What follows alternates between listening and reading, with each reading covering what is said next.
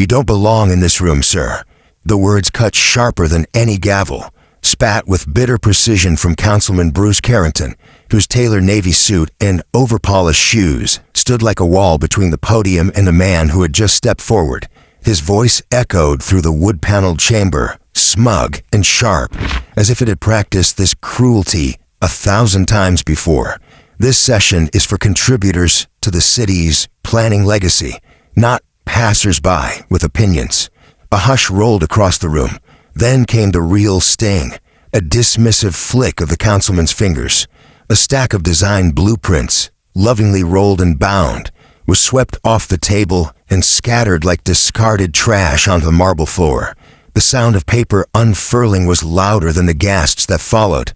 Still, the architect didn't flinch. He stood motionless, letting the silence hold its weight, his eyes fixed not on the man who had humiliated him, but on the very model of the city behind him, the city he had drawn, shaped, envisioned. Councilman Carrington leaned in, eyes narrowed with theatrical disdain. "You're just another name on a long list of dreamers. But this city belongs to realists." He straightened his tie, "And people like you were never meant to build it." He didn't know. He didn't know the man he'd just humiliated was the very architect who designed the city they were all standing in. The meeting adjourned in stiff silence, but Raymond Ellison didn't move. The blueprints lay in disarray across the steps of the city hall chamber like fallen soldiers, the weight of years of vision, sweat, and soul now crumpled under the polished shoes of men who spoke of community while dismissing the hands that built it. Outside, the skyline shimmered beneath morning light. Every curve, every bridge, every column bearing the invisible fingerprint of man now written off as invisible himself. He didn't speak as he left. He didn't need to. The silence he carried was louder than any defense, heavier than any outburst. But inside, memories stirred with every step away from the chamber. Memories of a promise made in a crumbling apartment on the east side of Kingsford, when he was just a boy sketching rooftops on the backs of grocery receipts, imagining not the city that was, but the city that could be. He had watched his mother, worn and calloused, stand at their warped window frame and say softly, "Someday, people will walk streets you built, and they won't even know they're yours. But you will." That day had come, and yet it wasn't at all how he'd imagined it. Raymond had returned to Kingsford quietly 2 months prior, after nearly a decade away. 10 years of global consulting, of designing sustainable urban systems from Nairobi to Lisbon.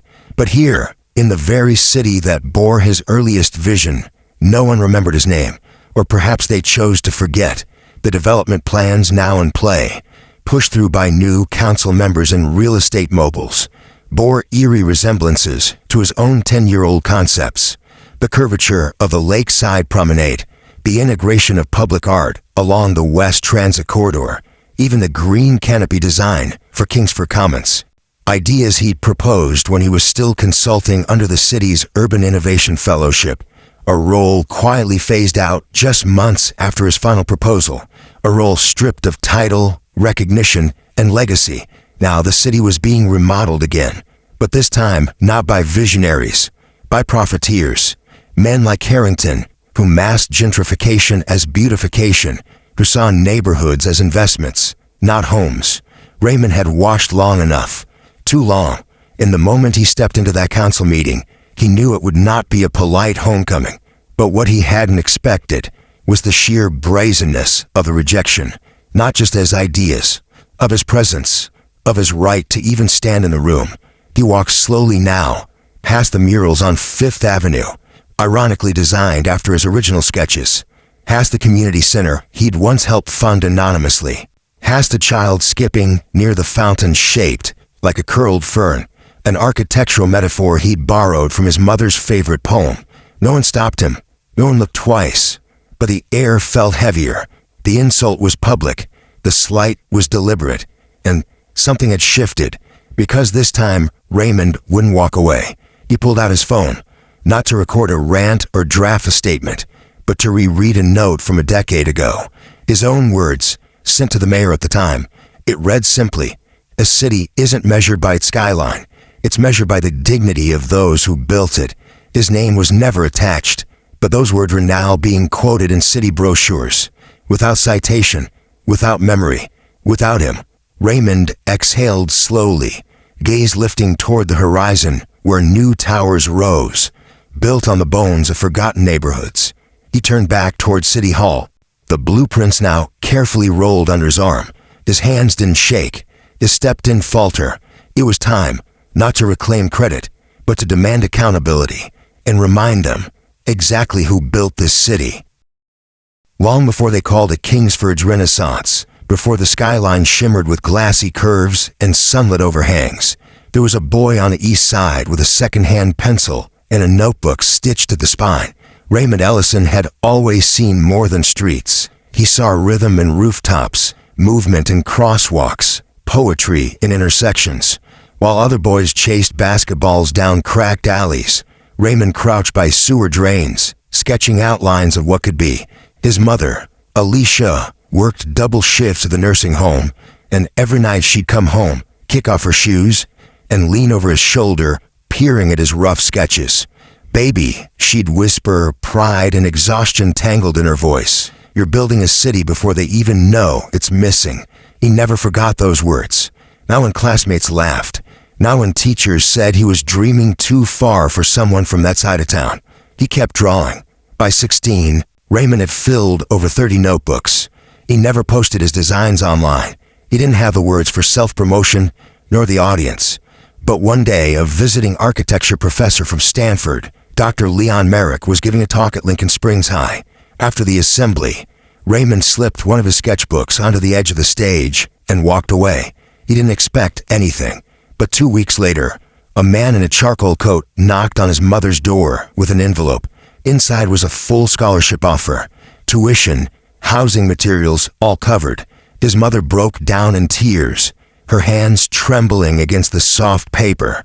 That fall, Raymond left Kingsford for the first time, carrying nothing but a duffel bag and dreams folded in a blueprint paper.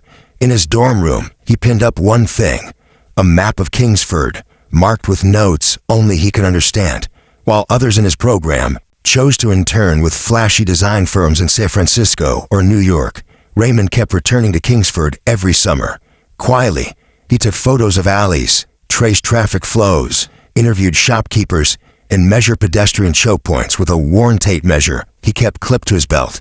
By his final year, Raymond had completed a full-scale proposal, the Kingsford Integrated Urban Renewal Master Plan. It was ambitious, modular, green-forward, balancing residential density with breathable space, modernity with respect for the city's roots. He submitted it not as a thesis, but as a gift. To the city, he mailed it to city planning with no cover letter, just a sticky note. From someone who grew up here, no reply ever came. But over the next few years, pieces of his plan began to appear. First the park connectors, then the solar corridor along Pine Street. No one credited him, but he recognized every line. Raymond never fought for credit, not because he didn't care, but because he believed the city came first. He watched Kingsford's downtown evolve into something graceful and efficient. The layered light posts, the curvature of the library steps, the pedestrian bridges over Little Creek, they were all his. Yet the plaques bore other names. Committee members, council affiliates, firms that never touched the dirt. When people praised the city's transformation, they praised the surface. The politician who cut the ribbon, the donor who funded Phase 2. Raymond attended those ceremonies from the back of the crowd, clapping like everyone else, invisible by choice. He once told his friend Alma, "If the work is real, the credit doesn't matter." But in his chest, the ache never left, not because they forgot him, but because they chose to forget, while building legacies on the shoulders of ghosts. In time, offers began rolling in from cities across the country and abroad. Urban renewal commissions in Atlanta, Greenzoning Councils in Amsterdam, private architecture giants waving seven-figure contracts to license his style, to brand his name. Raymond declined most, not our pride but principle. He believed cities should be shaped by those who lived in them, not by firms chasing awards. And Kingsford, it still called to him, even after being erased from its records. Even after watching his ideas white-labeled by officials who now took selfies in front of his designs, he stayed abroad longer than planned, consulting quietly, studying human movement, thermal impact zones, micro-interactions in shared spaces. He grew sharper, wiser, but never colder, because in the back of his mind, he always pictured his mother standing on her cracked stoop, whispering, "Someday, they'll walk your city and never know." And someday, he thought, they will know. Raymond didn't return to Kingsford to reclaim applause. He returned because something had changed. The new council had started approving revisions to the city's framework, replacing community housing units with luxury condos, rerouting pedestrian spaces for corporate parking lots, canceling green space expansions he once fought to preserve. The city was being redrawn again, but this time it wasn't by vision, it was by greed. He saw renderings that butchered the harmony of the original layout, lines without soul, angles without humanity. It wasn't about taste, it was about erasure. That's when he knew silence was no longer an option. This wasn't about ego, it was about stewardship. He didn't need to be remembered, but he wouldn't let them forget the city's promise. So when he stepped into that meeting room, blueprints in hand, it wasn't for validation. It was a warning, a reckoning, and a quiet vow. You do not destroy what I built without a fight. The chamber at Kingsford City Hall was designed to impress, with its polished oak panels, high vaulted ceiling, and a rotunda painted in solemn hues of justice and order. But no amount of architectural beauty could mask the undercurrent of tension that morning. Raymond entered through the side door quietly, blueprint tube in hand, wearing a charcoal gray blazer that still smelled faintly of cedar from storage. His seat was unassigned. No one greeted him. Not a nod, not a glance. He was an outsider now in the very hall where his ideas once laid the foundation. The air buzzed with soft murmurs as council members filtered in, shaking hands, adjusting ties, exchanging political smirks. Councilman Bruce Carrington took a seat at the center, a man known more for optics than impact. When the agenda reached public concerns on urban redistricting, Raymond stood. The room didn't fall silent. It recoiled, as if his presence alone had broken some unspoken decorum. Carrington adjusted his microphone with performative patience, then leaned forward just slightly, his eyes locked on Raymond like a school principal scolding a late student. "State your name for the record," he said, slow and clipped. Raymond's voice was calm. "Raymond Ellison. I'm here to address the redistricting proposal and its long-term effects on walkability and housing equity." But before he could continue, Carrington interrupted. "Mr. Ellison, were you invited?" The question wasn't protocol, it was performance, laced with condescension, framed for the audience. A few council members exchanged glances. One smirked. Raymond opened his tube, unrolling the plans. "I'm a former urban design advisor to Kingsford," he said quietly, unfolding a city grid layered in translucent overlays. "These revisions distort a framework I spent years." Carrington cut in again, voice sharper now. "Sir, this isn't an open studio. This is a council hearing. We don't need spectacle." Raymond remained composed, but his hand slowed as he rolled out the final page. The city layout, his city, was spread across the table like a living organism. Curves, transit loops, shaded courtyards. Carrington didn't even look. Instead, with the back of his hand, he pushed the papers aside. One slipped off the edge, then another, then all of them.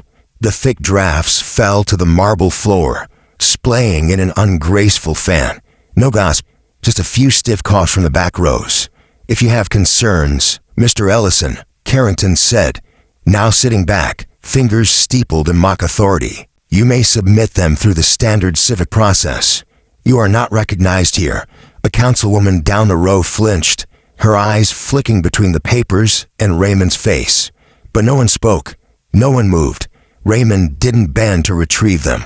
His eyes stayed on Carrington, steady, unreadable. The room had already chosen a side. It wasn't a dismissal that stung. It was the precision of it, the choreography.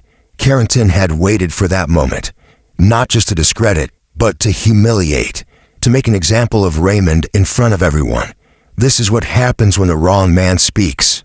And yet, Raymond didn't falter. He stood amidst his scattered work like a monument no one wanted to acknowledge.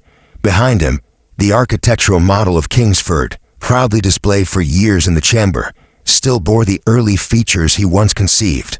The transit flow, the step gardens, the airflow system optimized for summer heat. All his, still standing, but now curated as of birth from committees and consultants. His name was never etched into the base, not even a footnote. He looked at it now, not with bitterness, but with clarity. The erasure wasn't accidental. It was engineered, and that morning it reached its most public display. From the back of the chamber, a few heads turned. Someone whispered, "Was it he the guy who did the East Loop design?" Another murmured, "I thought he moved abroad," but the whispers faded just as quickly as they rose. No voices raised, no questions challenged. The audience remained glued to their seats, some with curiosity, most with indifference. Raymond scanned the gallery briefly. He recognized faces, former interns, junior planners, even a professor who once cited his work. None made eye contact. None intervened. Carrington seized the silence like a conductor claiming his finale. "Thank you for your time, Mr. Ellison," he said curtly. "You may collect your materials on your way out." The security officer approached, not roughly, but with rehearsed firmness. Raymond didn't move. His voice, when it came, was calm. "The materials aren't mine anymore," he said. "They belong to this city." And with that, he turned and walked out, empty-handed, but never more full of purpose. Outside, the sun had risen higher, casting long beams across the city square where school children waited for buses and vendors rolled carts on the sidewalk. Raymond stood for a moment beneath the council building's stone archway, letting the breeze touch his face. His hands were empty, but his mind surged. They thought they'd silenced him. They thought shame could erase blueprints. But humiliation doesn't dissolve integrity. It distills it. He looked up at the skyline once more, every corner carrying echoes of his hand, his mind, his past. And he knew this wasn't defeat. It was exposure. The council had made one miscalculation. They tried to erase him in public, forgetting the public now had eyes, witnesses, people who'd start asking questions. Raymond walked down the steps, not broken, not angry, just ready. The city wasn't lost, but it was drifting, and it needed its architect, not just to design, but to remind. 2 days later, Raymond sat alone at a corner table inside the Magnolia Public Library, an old sandstone building he'd once helped preserve from demolition through a historic zoning appeal. His laptop screen glowed with maps, council filings, and line-item revisions. Something about the redistricting proposal itched at him, not just ethically, but architecturally. The new zoning maps bore striking similarities to a prototype he'd submitted years ago during his final advisory term. Identical contour transitions, the same spatial rhythm, even a specific median extension he designed for blind access navigation. But in the documents, no references existed, no citations, no names, just a line of credit, assembled in partnership with Carrington and Associates. Raymond paused. He'd never heard of that firm before the last election cycle. He leaned back slowly, breath catching, not in surprise, but in recognition. The theft wasn't subtle. It was masked beneath bureaucracy, but it carried a signature only a real architect would catch. Raymond dug deeper. Carrington and Associates wasn't a design firm at all. It was a shell consultancy, registered just 18 months prior, with no architectural licenses listed under its name. The only associate was Carrington's college roommate, a real estate broker with a record of zoning disputes in 2 other counties. Their so-called proposals were retrofits, old plans repackaged with buzzwords and minor tweaks, and many of those plans weren't theirs to begin with. Raymond found echoes of his own work embedded in the firm's flagship projects, overlay designs, transit loops, his water retention strategies from the West Marsh development down to the drain curvature. He cross-referenced timestamps, drafts, even metadata from archived PDFs he'd once sent to the city's design database. There was no doubt this wasn't inspiration. It was appropriation, strategic, polished, and deliberately stripped of origin. They hadn't stolen his vision overnight. They'd siphoned it, quietly, piece by piece, until only the applause remained. Raymond shifted focus to the people who greenlit these plans, who sat on the review boards when his proposals disappeared. Names repeated, quietly but persistently. Carrington, Vice Chair Howard, Planning Director Melrose. And woven through all of it were threads of political donations, developers funding campaigns, contracts awarded without public bids, environmental waivers signed with blank ink. Even more telling was what had vanished. Several of Raymond's original submissions, once part of the Urban Innovation Fellowship archive, were now missing for public databases. Access logs showed deletion dates weeks before Carrington's firm presented similar proposals. It wasn't just unethical, it was systemic. A coordinated erasure of origin, followed by a rebranding effort that turned community design into political capital. Raymond's gut clenched, not from personal insult, but from the realization this wasn't just about him. It was about a city being reshaped, not by need or vision, but by men weaponizing aesthetics for power. Raymond wasn't the only ghost in the system. As he traced deeper into the city's planning history, he began to see a pattern. Other names had vanished too. Community activists who'd once championed the walkability redesign, local artists who had submitted mural proposals for Kingsford Commons, even a retired accessibility consultant, Marta Delaney, whose mobility flow model had become the uncredited backbone of the new transit layout. Raymond reached out. One by one they responded, some bitter, some tired, but all with stories of sudden rejections, meetings canceled without reason, ideas absorbed into final designs with no acknowledgement. Marta's voice cracked when she said, "They used my blueprint for every senior bus route, and then told me my services were no longer needed." It wasn't just a pattern, it was policy, and the man behind it, Carrington, whose vision, it turned out, had never been vision at all, just curated theft, sold with confidence. Carrington's public persona was pristine, the progressive reformer, the champion of civic aesthetics, the man who modernized Kingsford's growth without sacrificing its charm. He gave speeches beneath skylights Raymond had designed, cut ribbons at community centers seeded by Raymond's layouts. But his version of leadership was scripted. Every quote rehearsed, every camera angle staged. Raymond watched an archived interview from 6 months prior. Carrington beaming beside a model of Kingsford's waterfront promenade. "We believe in design with soul," he said, placing a reverent hand on the replica. Raymond's mouth tightened. That promenade was his first design from Stanford, submitted as a student proposal. The dimensions were exact. The curvature, the bench placement, even the native grass selections, all his. And yet, Carrington never blinked as he claimed authorship. The city applauded. The press called it visionary. But Raymond now saw what it truly was: performance. Performed over stolen blueprints and silenced voices, buried within an archived draft of the Kingsford Redevelopment Initiative. Version 7.2, long forgotten. Raymond found it. A clause requiring all proposed revisions to cite original source frameworks if derived from prior city-funded studies. It was his insurance. Slipped in years ago, approved during a rushed vote when no one was paying attention, but it was legally binding, and the newest revisions Carrington's team had filed, not a single citation, not one. If brought forward publicly, the city would be forced to investigate. Contracts could be frozen, development halted, credibility shattered. Raymond stared at the screen, breath steady. The erasure had been methodical, but so had he. They'd used his designs. Now he'd used their arrogance, not in rage, not with spectacle, but with precision, the same way he built cities, line by line, truth by truth. And as he saved the document to a secure drive, he knew the reckoning wasn't coming. It had already begun. Raymond didn't book a press conference. He didn't leak documents to tabloids. He did something far more radical. He walked into the next public hearing with a USB drive and a quiet conviction. This time, he wasn't on the agenda, but he didn't need to be. When the floor opened for citizen comments, he rose.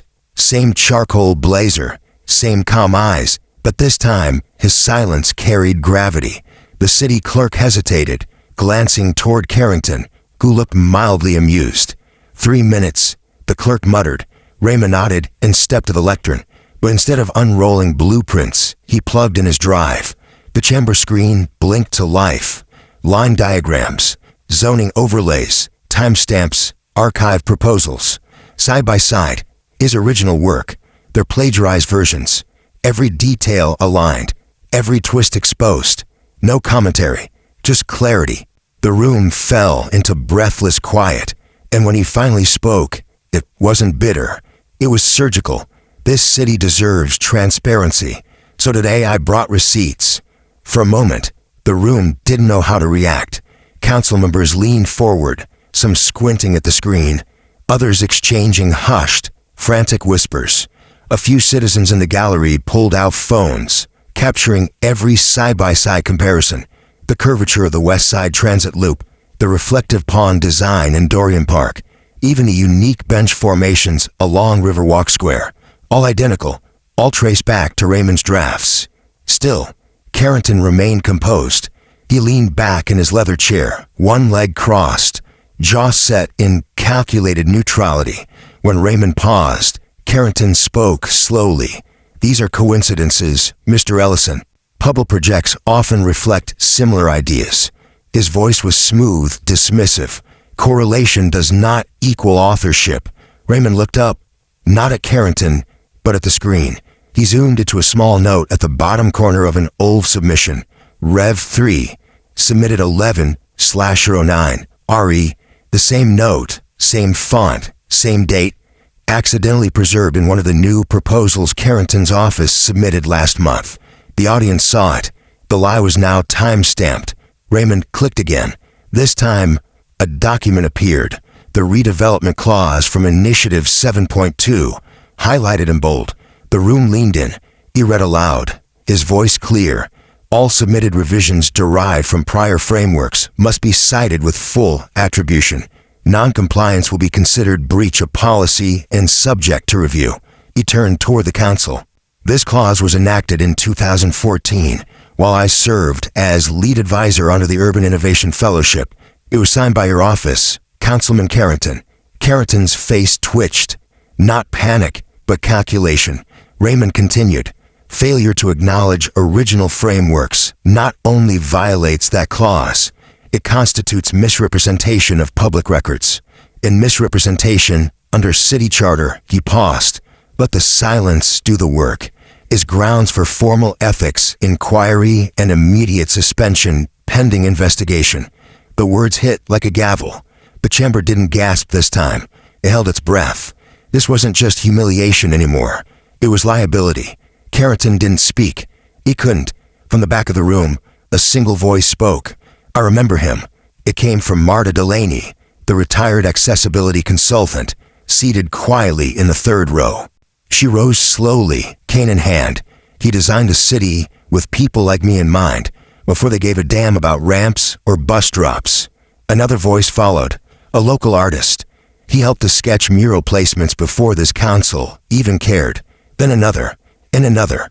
Residents, planners, even a former intern now, working in traffic analytics. "Raymond Ellison mentored me when no one else would return my emails."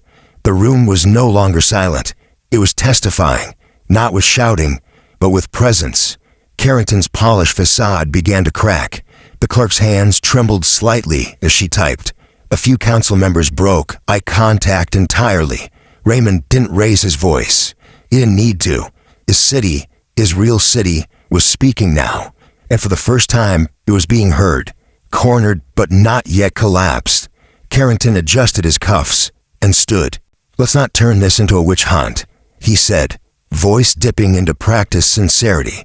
"Mr. Ellison is clearly passionate, but passion doesn't equal process. Mistakes happen. Attribution gets lost in large bureaucracies. What matters is the progress we've made, together. A pause, a pivot. Let's focus on solutions, not blame. It might have worked months ago, but not today."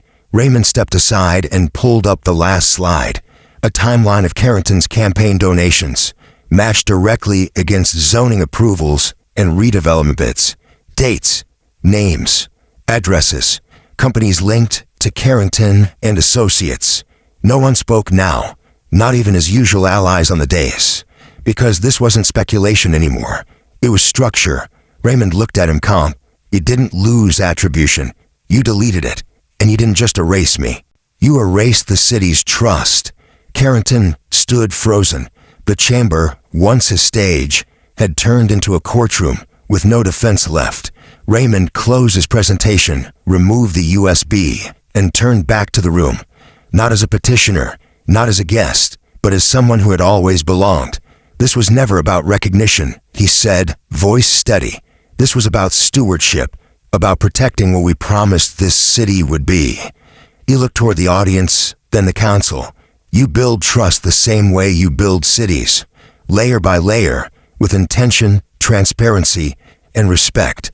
He stepped down from the podium, but before he reached the exit, the clerk's voice broke through the stillness. Mr. Ellison, she said softly, the ethics committee is requesting an emergency review. We'll need your files. Raymond nodded once, handing over the drive. No triumph, no smile, just purpose. As he exited the chamber, sunlight struck the rotunda glass above, casting fractured beams of color across the floor. It was the same skylight he had designed years ago. And now, under that light, the city was beginning to see again. The chamber remained still long after Raymond left. No gavel struck, no final declaration echoed off the marble. But something had shifted.